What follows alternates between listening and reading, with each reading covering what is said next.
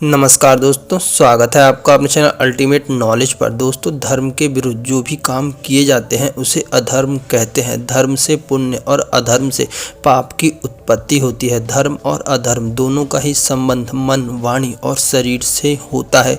दोस्तों, शास्त्रों में 10 प्रकार के पापों को बताया गया है जो कि अपने आप में बहुत ही बुरे होते हैं और हर इंसान को अपने जीवन में इन पाप कर्मों से बचना चाहिए, क्योंकि इन पाप कर्मों के कारण इंसान की बुद्धि और विचार पूरी तरह से दूषित हो जाते हैं, जिसके कारण से वो अपने जीवन में बार बार गलत काम करते हैं और साथ ही साथ अपने जीवन में पापों का संचय करते हैं। तो आइए बिना किसी देरी के शुरू करते हैं आज का अपना वीडियो और जानते हैं उन 10 प्रकार के पापों के बारे में।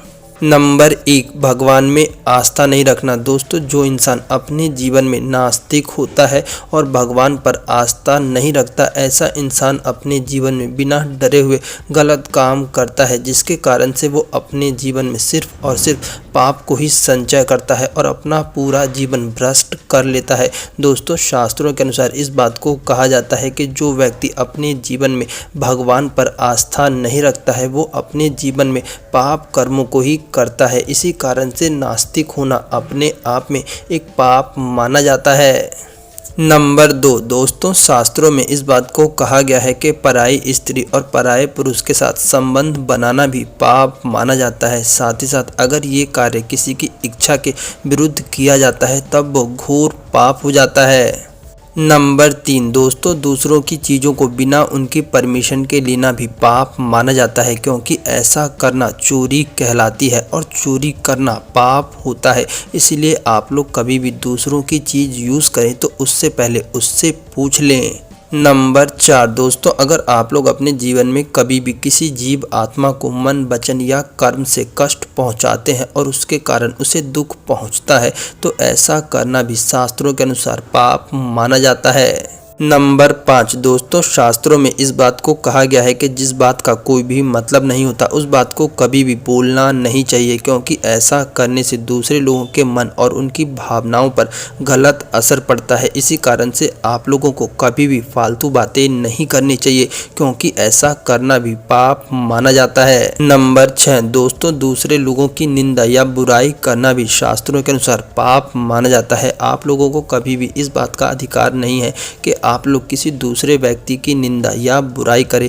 इसी कारण से अपने जीवन में कभी भी पीठ पीछे किसी की चुगली नहीं करनी चाहिए, क्योंकि ये भी एक तरह का पाप होता है। नंबर 7, दोस्तों, हमें हमेशा अपने जीवन में अच्छे और मीठे वचन बोलने चाहिए। कभी भी कोई ऐसी कड़वी या कठोर बात नहीं कहनी चाहिए जिससे किसी सामने वाले व्यक्ति का दिल दुखे, क्योंकि शास्त्रों के अनुसार किसी का दिल दुखाना भी पाप माना जाता है। नंबर 8, दोस्तों, अगर आप लोग अपनी लाइफ में सिर्फ और सिर्फ अपने लिए जीते हैं और स्वार्थी होकर के सोचते हैं तो ऐसा करना भी पाप माना जाता है, क्योंकि इंसान का ये फर्ज बनता है कि वो समस्त लोगों के कल्याण के बारे में सोचे। वो अपने जीवन में जितने लोगों का भला कर सकता है उसे करना चाहिए। स्वार्थी जीवन जीना भी शास्त्रों के अनुसार पाप माना जाता है। नंबर 9, जिन कार्यों को करने से किसी दूसरे व्यक्ति का अहित होता हो और उसका नुकसान हो सकता है, कभी भी ऐसी चीज़ों के बारे में इंसान को अपने मन में नहीं सोचना चाहिए, क्योंकि ऐसा सोचना भी